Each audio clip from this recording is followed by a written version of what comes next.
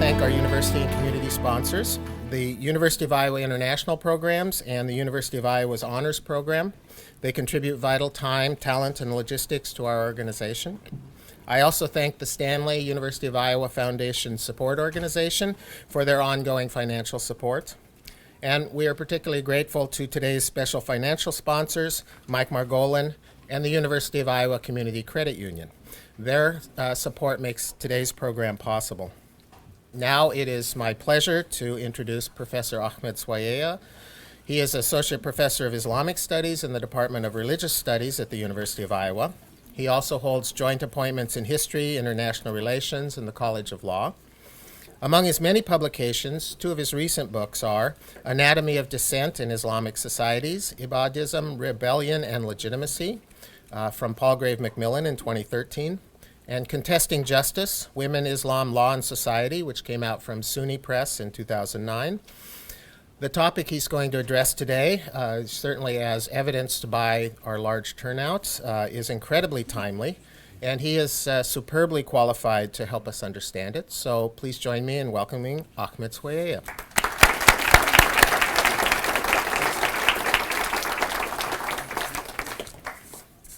Thanks, Bill. And thank you for showing up. Some of you stopped by to say that the large crowd is because of my talk. I personally believe it's the food. And I hope that all of you had food and that you enjoyed it. And thank you for making the time to come out today and listen to this very important topic.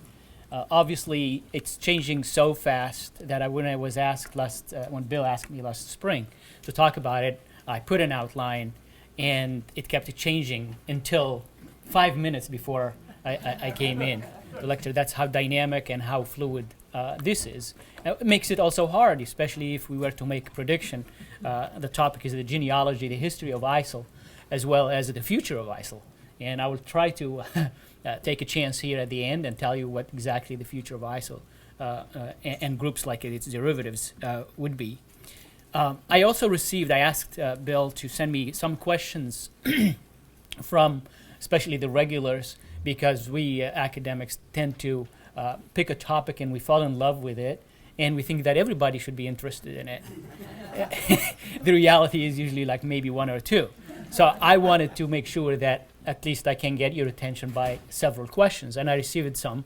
So I folded them into my outline, so I'll be looking at it and try to address them in that order.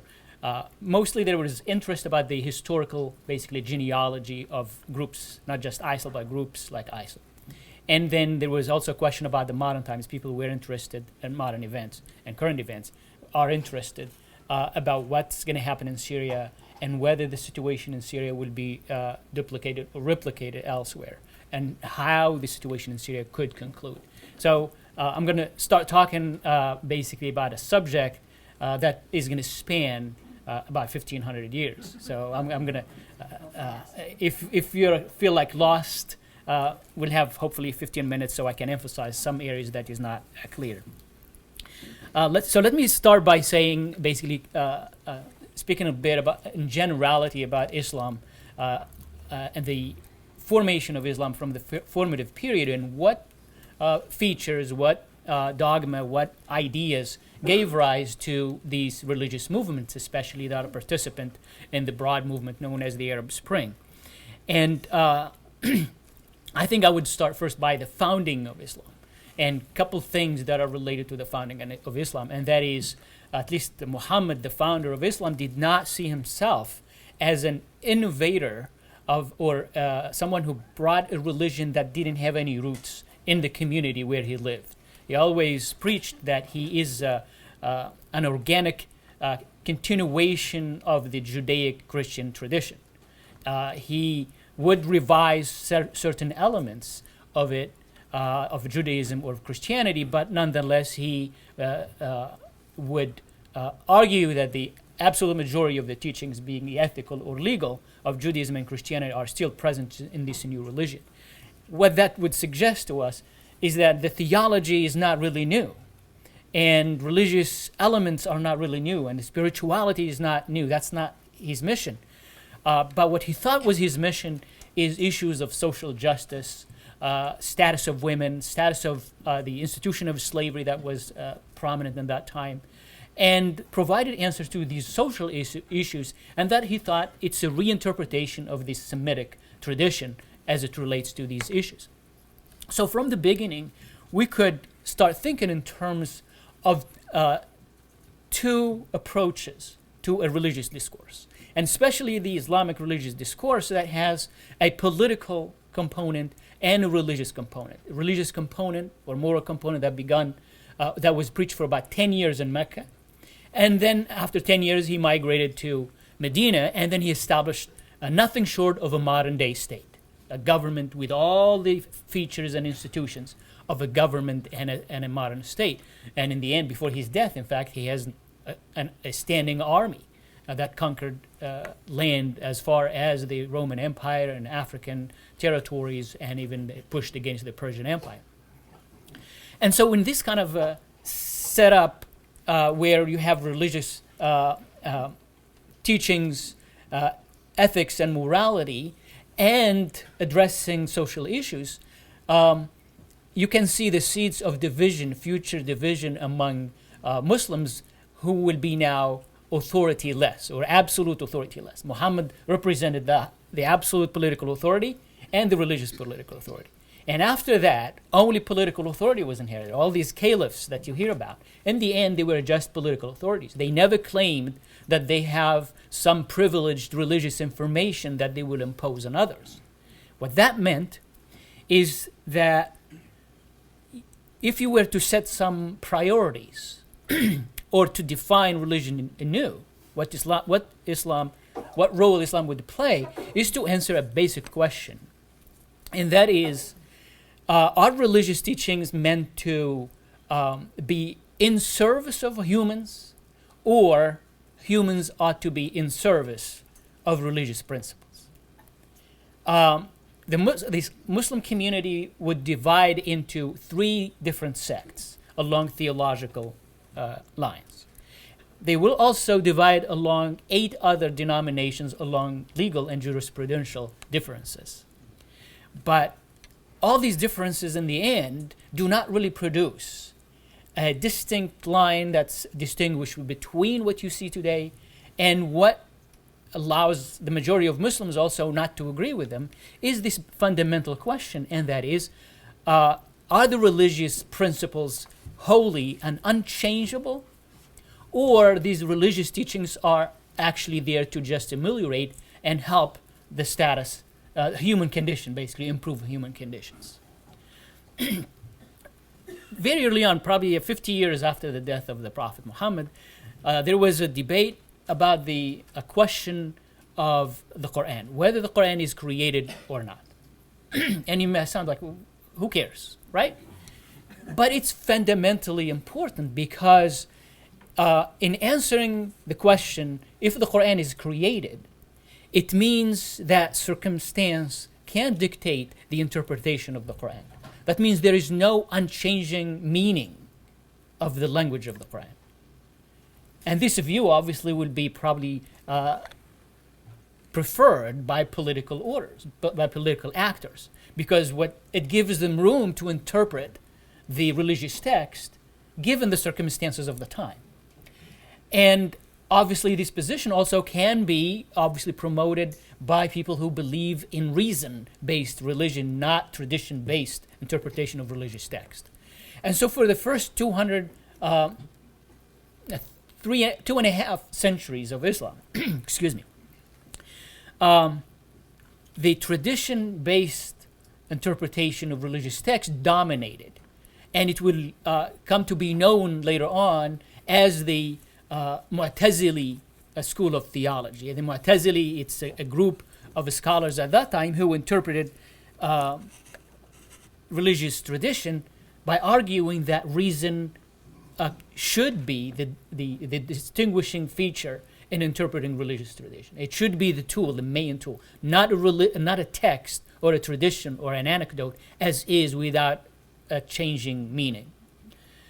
And this period was dominated by basically what I would call reasonists, school of reasoning, and almost every other tradition would have it, and even societies that are not religious would have this division between reasonists and traditionists.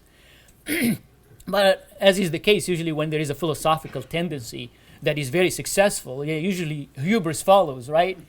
And that's what happened. So this Mu'tazili school of thought became orthodoxy. And then you have this orthodox religious position appropriated by the state, by the caliph. And then they created this Inquisition. And it is an Inquisition. We're not talking about the Spanish Inquisition that most of you would be familiar with. This is an internal Islamic Inquisition. And it centered on one question. Is the Quran created?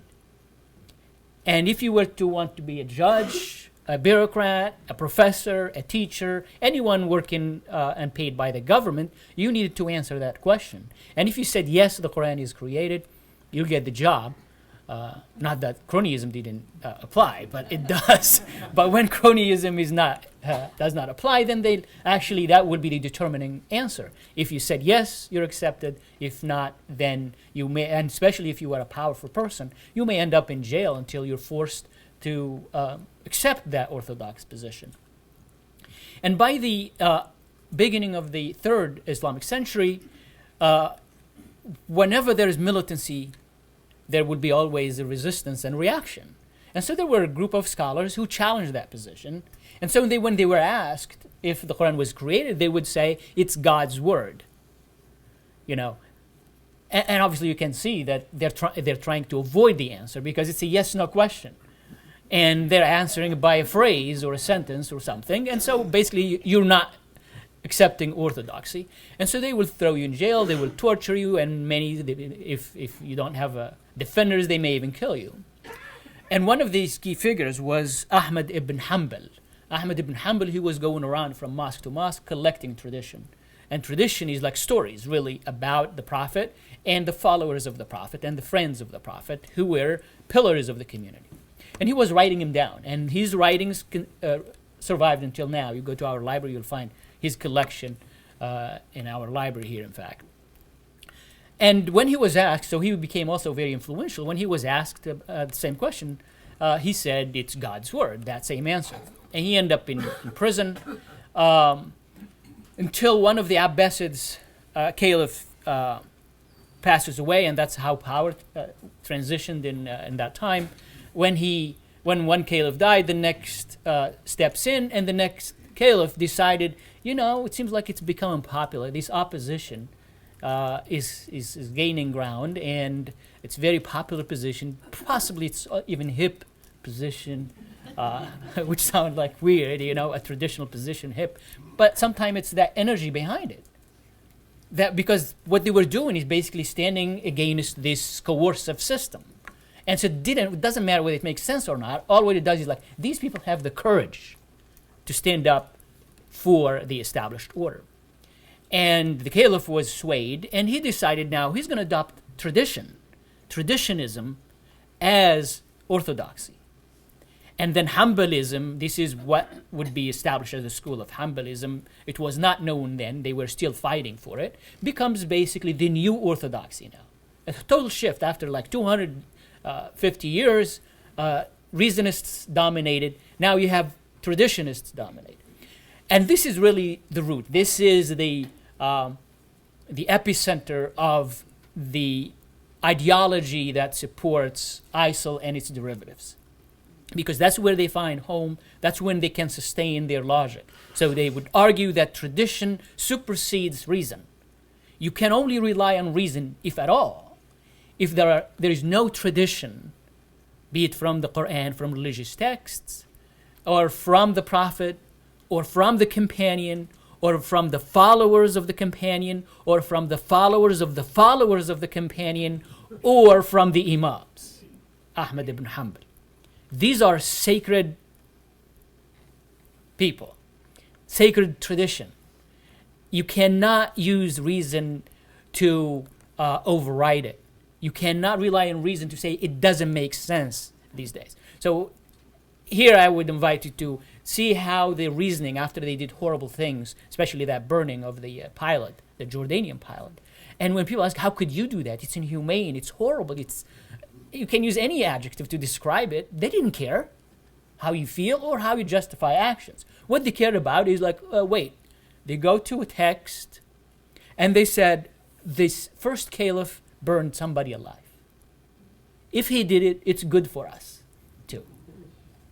This reminded me, actually, I was watching PBS, the only channel I get at home, and heard Ben Carson also being asked here by our, I think, Talk of Iowa or something, TV program, and they were asking, first they were pressing him on the question that a Muslim should not be allowed to be president, not like they're running for it. And then the next question actually was about taxes, and maybe you should be interested about this if you're not interested about the first topic.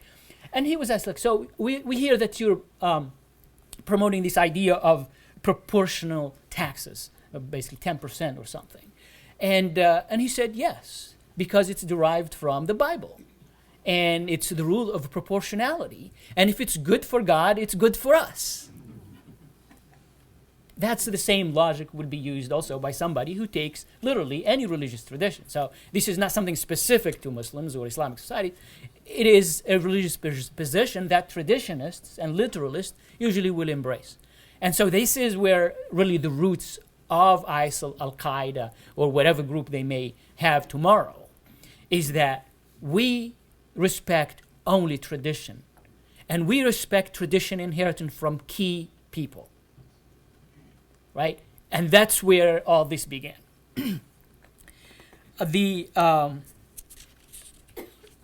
the 18th century, so I'm going to now jump a little forward to make sure that we have enough time for questions. By the 18th century, I think 1774, there was this figure from Saudi Arabia, this person whose father was a traditional scholar. And he actually disagreed in many ways with his father, who was an accepted authority on Islamic tradition, and argued for a purity of Islam. And his name is Muhammad ibn Abdul Wahhab. And he would strike kind of an alliance with another political authority, and that is the Saud family, the Saud clan. Just like Ahmed ibn Hanbal and the early traditionists found an ally in the caliph, and it enabled that theology to thrive, the Wahhabis of the 18th century also found an ally in a very powerful clan militarily, and they created this alliance that Wahhabism will be the official theology and the purest expression of Sunni Islam. They claimed it. Not everybody else is accepting it. They claim that's what it is. And we will then take you as a legitimate political authority. And think about it, it's really the best arrangement. A political authority that might be corrupt is going to kind of lean on a religious authority whenever they need them to justify their acts. And from that moment, that alliance was put in place, and that's what governed every basically action taken by the Saudi government and other countries such as Qatar, which they are the only two countries that officially support this Wahhabi tradition. Now, maybe, how many of you actually heard of this term Wahhabi or Wahhabism? You're too educated. I expected one hand or two hands. You're making it very boring. And I wanted to make also a case by seeing fewer hands, because if I were to step on the street, I can guarantee you that, and ask a crowd there, is like, how many of you know Wahhabism? Probably no hands would be raised up. And for a good reason, because nobody wants to actually raise the profile of this school of thought, of this denomination. Even the Saudis, they do not say that we follow Wahhabism. They would say we follow Sunni Islam. And if you push them harder, they'll tell you we follow Hanbali Islam. And Hanbali is that founder, that person we just described very early on. And they feel comfortable with that because they don't think that Muslims will take on and criticize Ahmed ibn Hanbal, one of the masters of the four Sunni schools of jurisprudence. But they know they cannot defend Wahhabism, so they really don't want to promote Wahhabism in public and say, yes, we are open Wahhabists. It doesn't work. And because then you can concentrate really all the criticism on that particular school of thought instead of criticizing all Sunni Islam, which will create a different kind of narrative and a different dynamics. Here was what happened, and here probably colleagues like Bill probably will have even more information about this, and maybe he'll talk to you next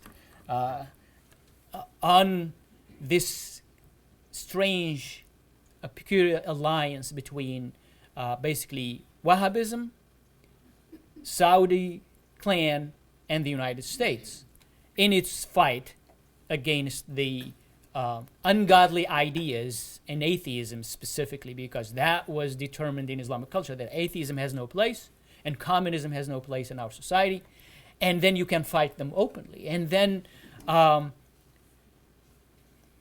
all I know is probably one of the reasons for the U.S. to strike this alliance with Saudi Arabia was energy and oil and interest in energy and oil. And maybe someone have done some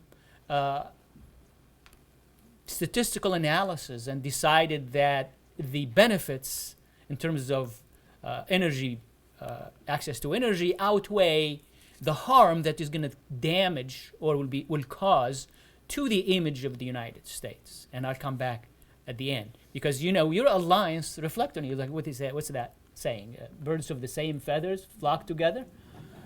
There's something similar to that in Arabic as well. People you hang out with, they'll rub it on you. And really, would you want to be in the same partying club as Saudi Arabia if you were to know all these ideological and this context of Wahhabism and religious suppression and deprivation of rights of minorities and everybody else? But in the old days when there was no internet, it made sense because it's about narrative that is made public. And now I think you cannot keep that narrative suppressed anymore because of the internet. Everybody can have their own channel on YouTube. And that's why you see all this shift in international policy. So now let me talk about the Salafism, give you some background at least about Salafism and the groups that are affiliated with Isil and the derivatives of Isil. The Saudis were really kind of smart. They always want to have a backup plan A and plan B. And even in Salafism, there was not just one stream of Salafism. So there were the Salafism that started early on, before 1979, before they sent the Mujahideen to Afghanistan. Salafis were encouraged to proselytize everywhere in the Muslim world and outside the Muslim world. And proselytize means even, I said, within the Muslim world, because it was also about influencing other Sunnis who follow one of the other three schools of jurisprudence into seeing Hanbalism and conservatism and traditionalism in a different light. So you'll find these Salafis, who they call themselves the Salafiyya al-Ilmiyya, which is like the Salafis interested in learning. So they have institutions, they have seminaries, circles of education, and they were there to teach about the pure Islam, as long as they did not talk about politics. The activistic name of these groups usually will be Tabligh, Dawah wa Tabligh. Our friends, if anybody from Pakistan or India, probably will understand that, because that's where they were active most, in Pakistan, Afghanistan, India, and Bangladesh. And that's where actually Salafism have a strongest support outside Saudi Arabia and the Gulf states. It's in Pakistan and in Afghanistan and the Muslim areas in India. And these will go, that was the rule, basically. The agreement is you just don't talk politics and enjoy yourself. And they will go, these are doctors, engineers, pharmacists, carpenters, painters, teachers, and they'll take a month and go travel the world and talk about pure Islam. But then you needed somebody else who, when you need to call them on action, they will be ready. And these were now emerged after 1979 as a Salafiyya al-Jihadiyya, which means basically the militant traditionists. And militant traditionists basically believe in a simple truth. You will not be able to impose this pure Islam, pure interpretation of Islam, except from the top down. And they'll give you a number of reasons why that's the only path for imposing this version of Islam. The one that will come first, and it's kind of appealing, especially to countries who are still emerging out of the colonial period, is that because the West, the Christian West, the crusading West, will not allow a true, strict, pure Islam to emerge. They will rely on their ponies and these dummy presidents and kings to prevent true Islam to emerge. And you can see the appeal of that, you know? If you remember that the majority of the Muslim countries and Arab countries were dominated by some Western powers in the past, mostly European, France, Spain, Portugal, Germany, and you can go on. And so there is that residual resistance. And then you tell them that if you want to have self-determination and practice what you want, it's not going to happen. What they wanted, in fact, to apply is actually to impose the Sharia. And remember what we started is like whether the Quranic truth or the Quran is created or not. Now, what comes out of that, whether the Quran is created or not, is also the law that is derived from the Quran. Is it also created or not? For reasonists, they'll say it is created, meaning you can actually have different Sharia at different times. For traditionists, that's not the case because the Quran is not created and therefore the Sharia is not created and there is only one pure Sharia. It's in their mind. And the only way to for the Sharia to find way is to impose it then downward. And so you'll see then this kind of trend is, and that became very clear after the Arab Spring. Tunisia, which basically relied on popular support, on contestation of ideas, on creating consensus, they have actually a great emerging democracy.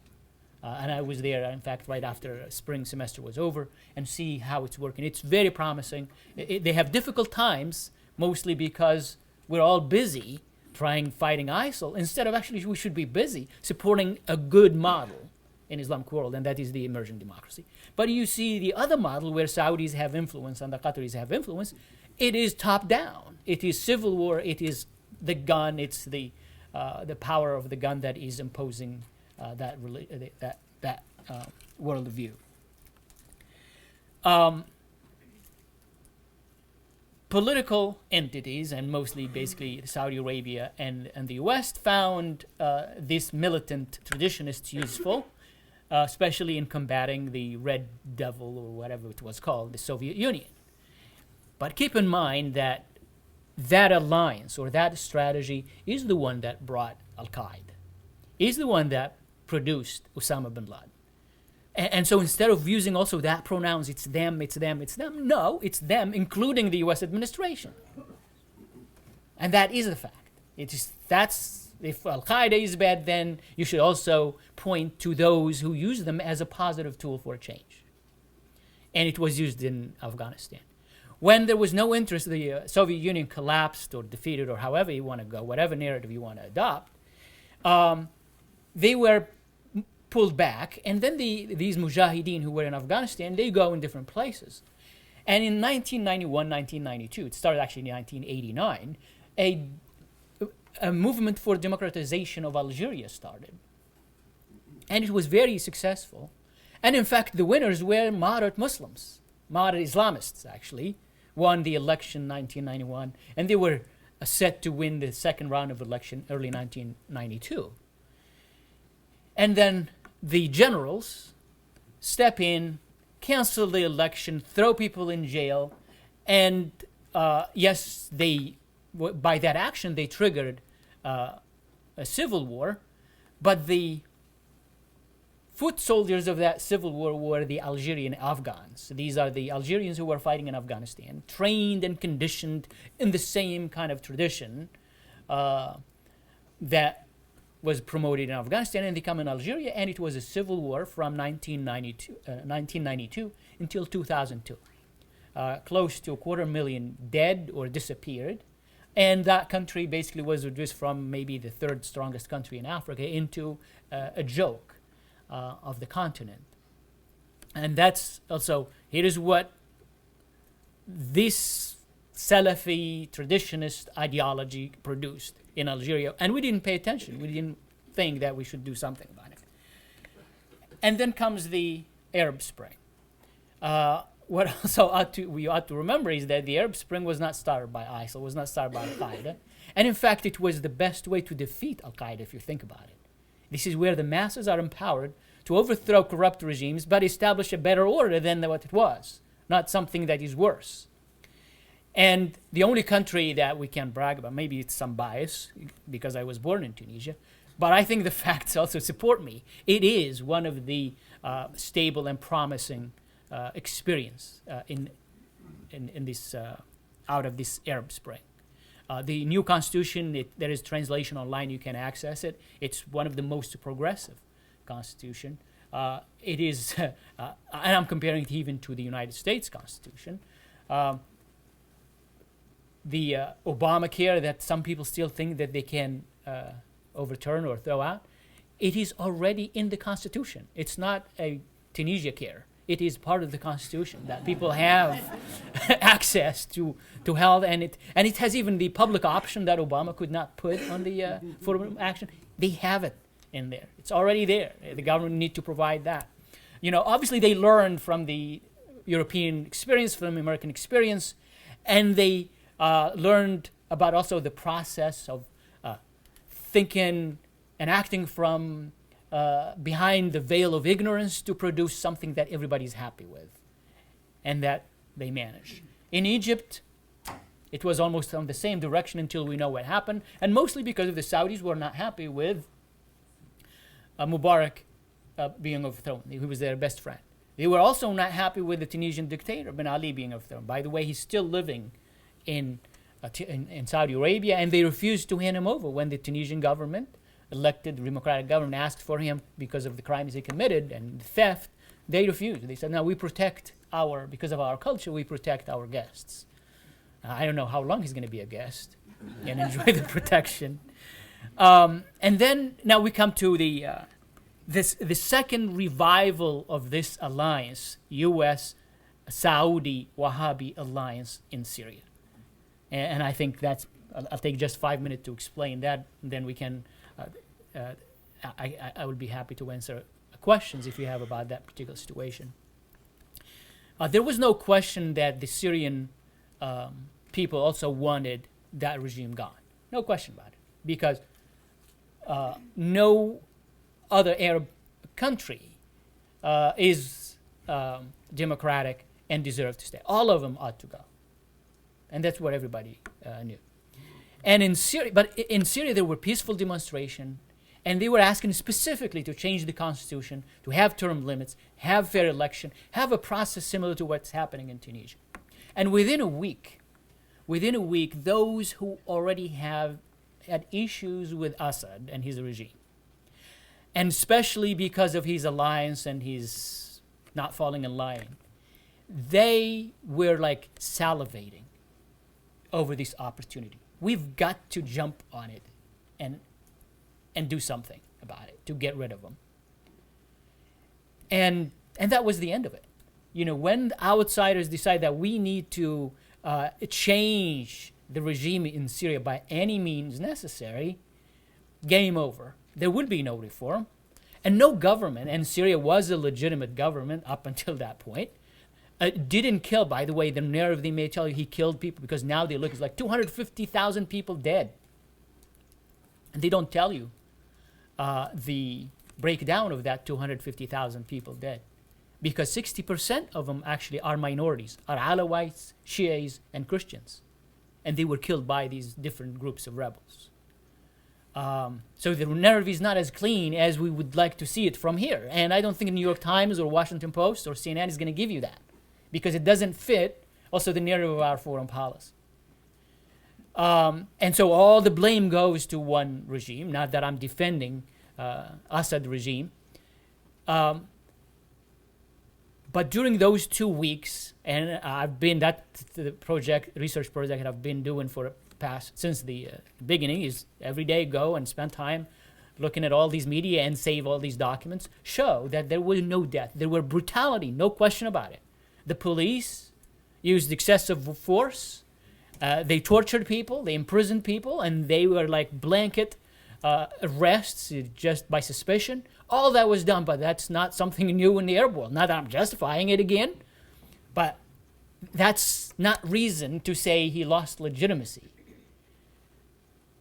To the point that you're going to start arming Syrians and later bring non-Syrians into the mix who were trained in Afghanistan, in Somalia, in Nigeria, in Libya. Give them all these weapons and tell them to go and overthrow. This is Afghanistan again. This is that proxy war that we started early on in Afghanistan, and it repeats itself in Syria. The player is exactly the same. You know, Pakistan was like this campground where you rest before you go to the peak of the Everest. And now they use Turkey and Jordan as a place of rest before you join the battle in Syria. So that's the kind of dynamics. But the question I would leave you, I was given up until 1 o'clock, which is the time. I hope that gives you some kind of background. One is like the historical background, the ideological background, the theological background, but also put it in the context about these different players and the place of traditionism in Islam, and the way these groups who embrace that ideologies are actually used, which in the end basically relativizes the abuses that these people end up doing. But given also your interest, all of you will be interested in are, I assume, interested in foreign policy, and especially U.S. foreign policy, and also interested that it is on right track, is to ask your representatives, ask when you vote, ask, especially for those people who may have a say in this area, is like, what features do the Saudis have? What values do the Saudis have that will allow us to be in the same camp as them? What do we share? Basically, that will allow us to say they are our closest allies. And I think what you will find is that whatever reason they're going to give you are, and if they are true reasons they're going to cite you, are outdated. The time is changing, and I think that's exactly what's going to change. And lastly, now I'll just answer the. I promise you, I'll tell you what the future of the ISIL. It has no future for two reasons. ISIL and its derivatives, again, because they may change the name. Their official name now is IS, Islamic State. They have no future for two reasons. One is that it's in conflict with history. There is the 1400 years history of the Islamic Caliphate does not show a caliphate that is this Puritan ever existed. So there is nothing they can point out to and say, there is a model we want to replicate. Usually they will point out to the first four caliph, and the name, as you can tell, is like romanticized. They call them the righteously guided caliphs, these four.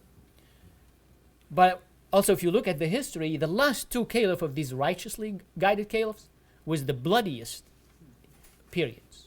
That's when the first and second civil war, like our American Civil War, American Civil War was not happy times. And those civil war also in the Islamic civilization, that time during the last two caliphs, were not happy. It was bloody, messy in every sense. So history doesn't show that there is a place for it. And then even religious text, and even if you were to interpret it literally, the Quranic texts say, had God wanted to make all who are on the face of the earth believers, he would have done so. But he didn't. So what right do you have in forcing people into believing? Now, what I would like to know is like, how can that be spun? Basically, to argue for a vision where the Sharia will be imposed, because in the end, we dream of a world where only pure Islam is going to dominate, not only Christians and Jews and Hindus and everybody else, but even the different expressions of Islam would be dominated by this purest form of Islam. And I think just these two reasons alone tell you that the future is not there. And the reason that they are standing is actually because of this international manipulation, this proxy war, and now that is on the verge of a world war that is taking advantage of this Puritan ideology for political purposes. Well, thank you again for coming here, and I'll take your questions. So this is a question about operations for ISIL, and it asks, in a desert-type environment, how are the people, I assume the militants, fed? I'm sorry, can you say that again? How are the armed forces fed for ISIL? When it's a desert environment, how does ISIL provision its troops? If I understood the question correctly, it's like how ISIL fighters are fed? I think. Yeah. Well, if that is the question, that also brings another point that is of great importance. They're not in the desert. You know, they're in fancy homes and palaces, mosques, and former churches and everything else. And that's one of the problems. We talk also about international law, and especially the laws governing conflict and the Geneva Convention and everything else. And what happened in Syria, in many aspects, was have many aspects of violation of human rights. These fighters in general, be it the Free Syrian Army, ISIL, Nusra, all of them fight from within the city. They go to neighborhood, they go to cities, and that's how they endanger the destruction you will see now. You take Google any image of any city in Syria that has been under where the civil war is going, and you'll see total destruction, because they would actually move into towns, villages, and in some instances large cities like Aleppo. At least Aleppo is divided into three sections: a section under the Kurdish forces, a section under the opposition forces, and a section under the government forces. And that's how they're fed. They're fed basically by stealing the food, grabbing it, or if you resist, you'll be assimilated by the Borg. So they're not in the desert. That image that we have, and that also explains what happened in Mosul. These are not troops came, out of nowhere, invaded Mosul. They were there all along. All what they did, just put different crazy black uniform, and took their guns that were in their basements or their bedrooms, and now we're showing our faces because we're ready. They had a plan. They were already in the city. These are from the same towns. And you can see it why they have control over Sunni towns and cities and not over Kurdish or Shia towns. There is actually two cities in this entire province that is controlled by the opposition, that is predominantly Shia. And for 2 years, they've been kept them basically off because they cannot invade them. You know, these are from their own towns, and they'll impose their will. That's how they're fed. I was sure I saw a different scene in Lawrence of Arabia. Right? We have actually three questions that all, I think, are connected to the question of U.S. influence, the U.S.-Saudi connections, et cetera. And so I'll just read them and ask if you want to elaborate on that anymore in reaction to them. So one person asked, might Western disgust at ISIL's behavior rub off on Saudi Arabia and lead the U.S. to give less support to Saudi Arabia? Tony Blair has recently admitted that the UK and the US war action in Iraq was partly responsible for ISIS. How do you respond to that? And more pointedly, when, if ever, will the US wake up and become a non-partner with Saudi Arabia?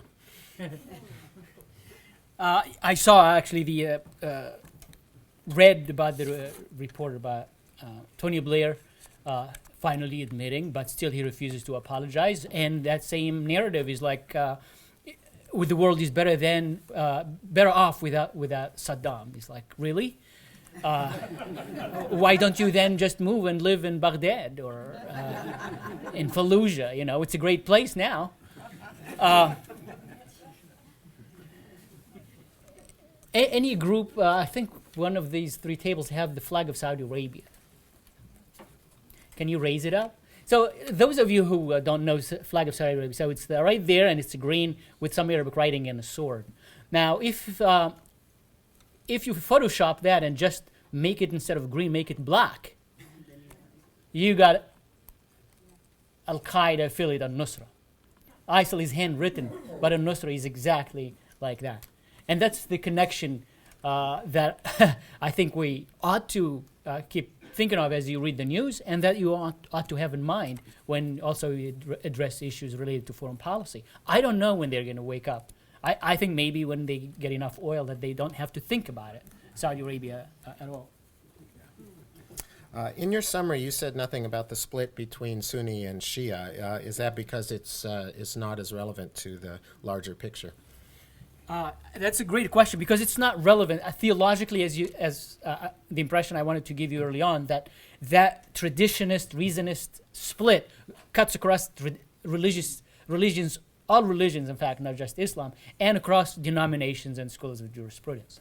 However, there is an element of really racism and supremacy in Saudi policy, in that Iran, for two reasons. One, it's not Arab country, and two, it represents the first group against whom the Umayyad caliphs committed a genocide.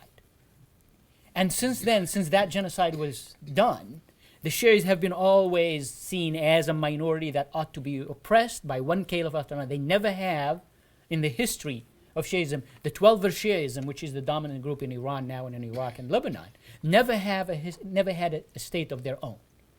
And the Saudis don't feel comfortable with that the Iranis now actually not just have a state of their own that is powerful since the 1979, but actually that is now recognized globally, especially after the Iran deal.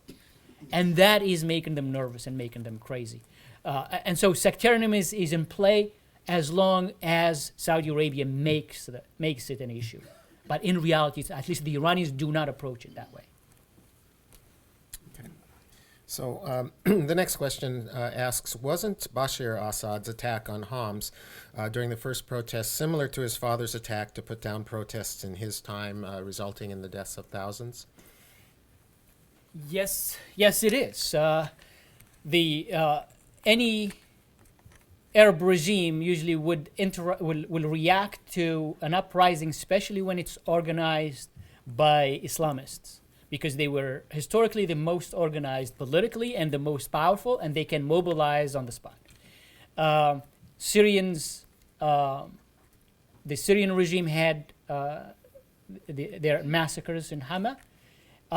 I don't think the 2 or 3 week reaction of Assad to the protest that didn't start, by the way, in Hama for this uprising, I don't think it was to the same extent or as brutal as his father's. And I don't think that was the reason behind what the civil war and what is happening here now in Syria. In your view, could ISIL survive without support from and supply lines through Turkey? No.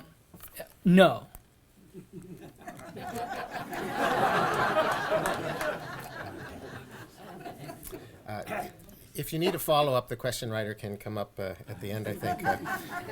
Can you tell us more about what happened at the end of the Soviet Empire that sparked the creation of Al-Qaeda and how that led to ISIL?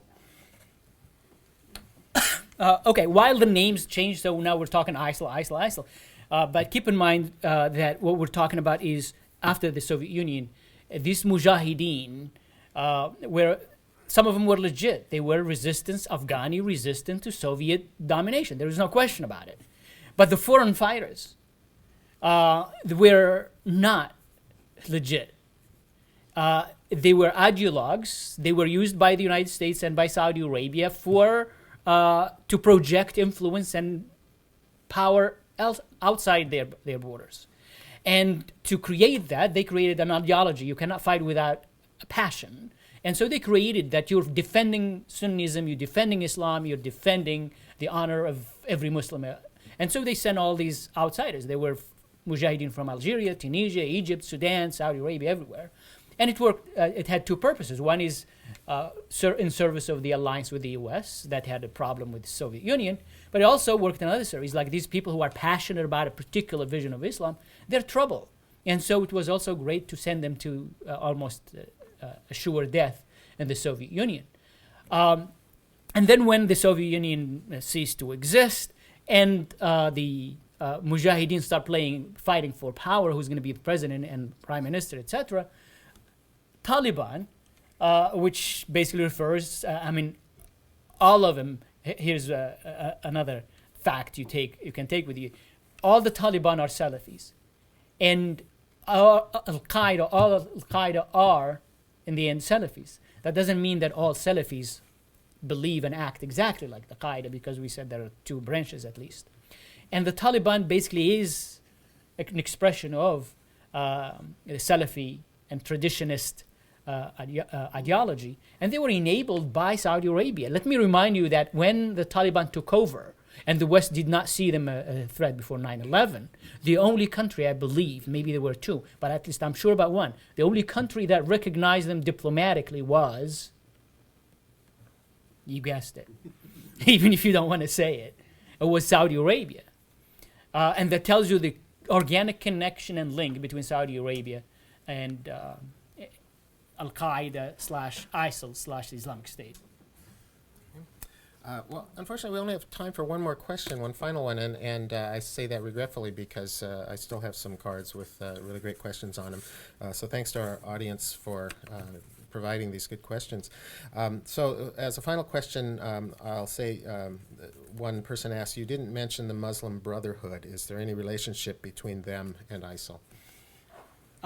That is actually a great question, and it is probably another talk by itself. I'm not offering to come back.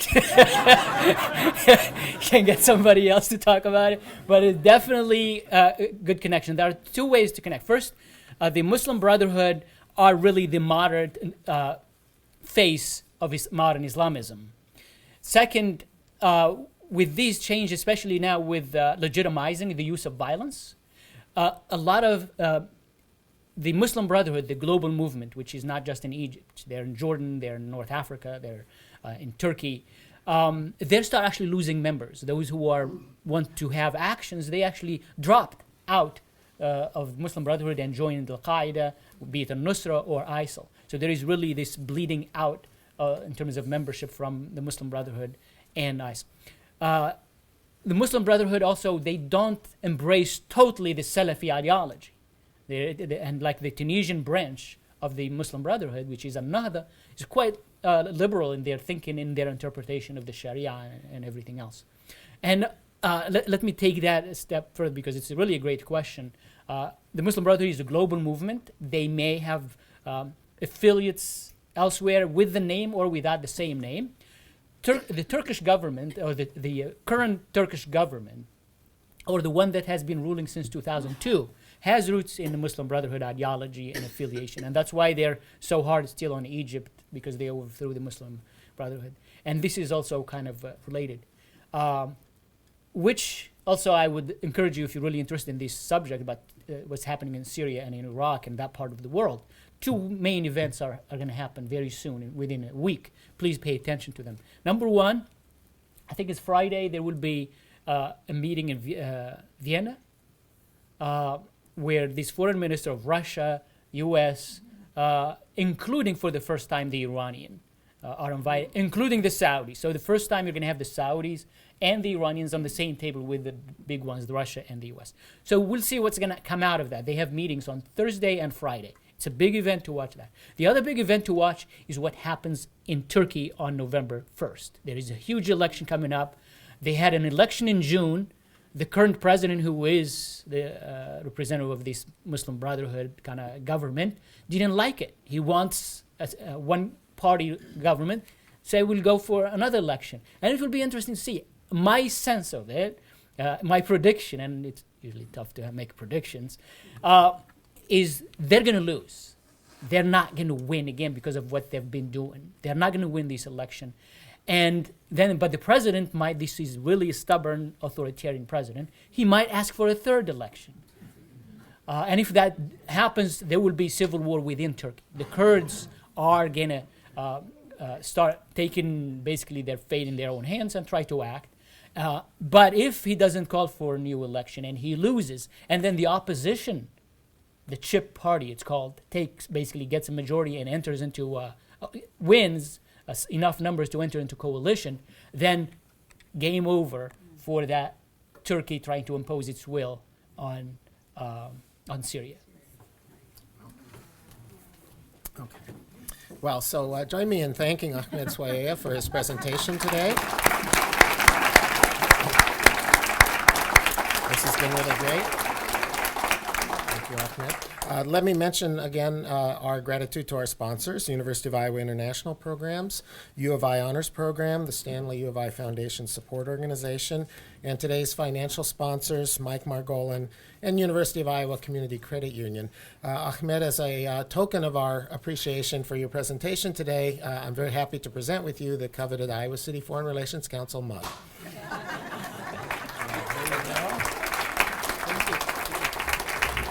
Thank you, everyone. We're adjourned.